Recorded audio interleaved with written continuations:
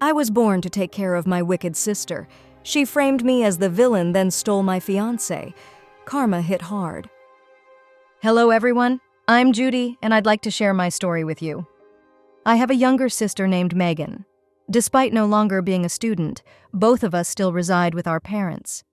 The reason for this arrangement stems from Megan's disability. She was born with a disabled hand, which makes certain tasks challenging for her. I personally believe that my parents only had me so that I could take care of Megan after they were gone. My mother always told me, "Take good care of your sister once your father and I are gone. Understood?" Despite her disability, Megan was beautiful and smart, which made her my role model. She excelled at basically everything, making me uncertain if she needed me around to take care of her.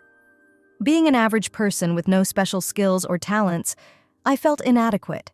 It bothered me that my parents always reminded me that I was the one who needed to take good care of Megan, even though I was fairly certain that Helen wouldn't need any support from me.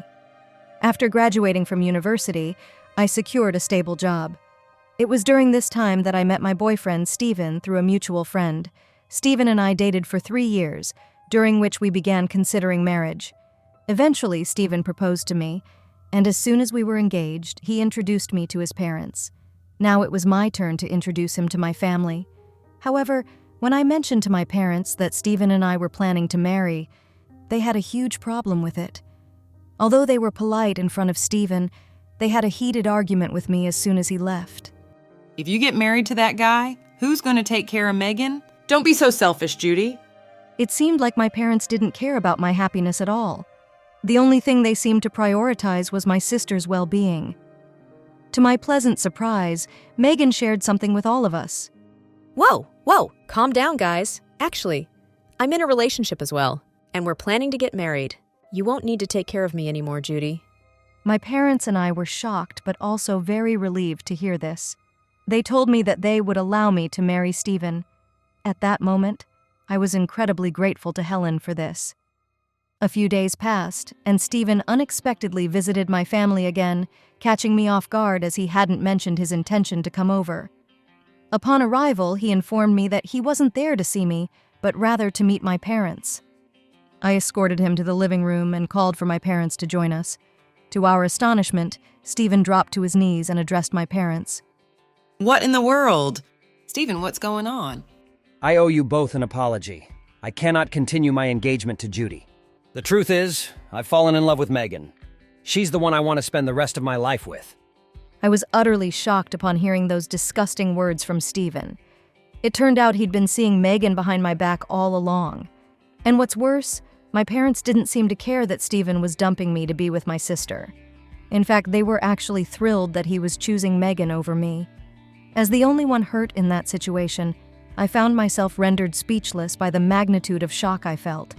Meanwhile, my parents and Steven continued their conversation as if I didn't even exist in the same room. I couldn't comprehend why that was happening to me.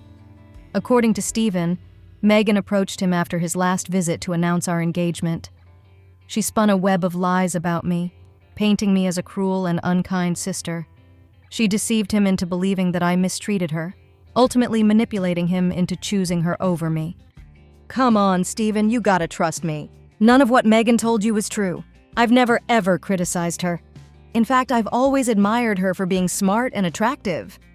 Nothing I said to Steven seemed to matter at that moment, as he clearly believed Megan over me, and I could see that he had developed feelings for her too. There was one truth that I didn't find Steven particularly attractive. He appeared older than his age, and his looks didn't stand out. However, physical appearance wasn't my priority. I valued Steven for his kindness, especially since I had lacked affection growing up. It felt comforting to have someone care about me for a change, and I believed that Steven's feelings for me were genuine. That is, until Megan came along and destroyed everything. Somehow, Steven believed every single word that she told him, and he even told my parents what he had learned. I realize Judy isn't as honest as she seems after speaking to Megan. After that, Steven continued to say words that deeply hurt me. I asked Megan not to be here because I couldn't bear to see you criticize her again. I won't let you hurt her feelings anymore. But you just met her, Steven. How can you trust her more than me? Our time together, did it mean anything to you? She was definitely lying, I'm sure of it. Then prove it! Show me evidence that Megan was lying. Damn. I was speechless, caught off guard by a situation I never anticipated. I never expected my own sister, whom I had always assisted since childhood, to stab me in the back like this. Megan's beauty and intelligence are undeniable. It's clear why Judy was jealous and bullied her behind our backs. My mom told Stephen. Neither of my parents bothered to listen to my side of the story. They kicked me out of the house because they were afraid I might harm Megan, which was completely absurd. After getting kicked out, I had to scramble to find my own place to live. Desperate to move forward, I buried myself in work to drown out the haunting memories. But for some reason, Megan kept calling me over and over again, leaving nasty voicemails. Her calls felt like a relentless assault on my already fragile state. The bond of sisterhood now felt like a curse. She said hurtful things like, How does it feel to be all alone, huh? Judy, you got what you deserved. You shouldn't have tried to get married before me. As the best child in this family, I should be the one getting married first. By the way, seducing your ex was easy. I never loved that idiot. I just wanted to teach you a lesson. I felt really annoyed that Megan kept calling just to show off her happiness, knowing how tough things were for me. It made me resent being her sister. At first, I thought about erasing all her voicemails, but then I realized they could be useful as evidence, so I decided to hang on to them. The day of Megan and Stephen's wedding finally arrived. Since I wasn't invited, nobody in my family expected me to be there.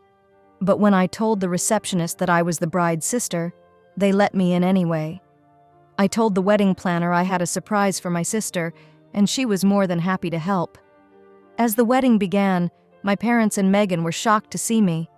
Despite their desire for me to leave, they couldn't do anything in front of the other guests.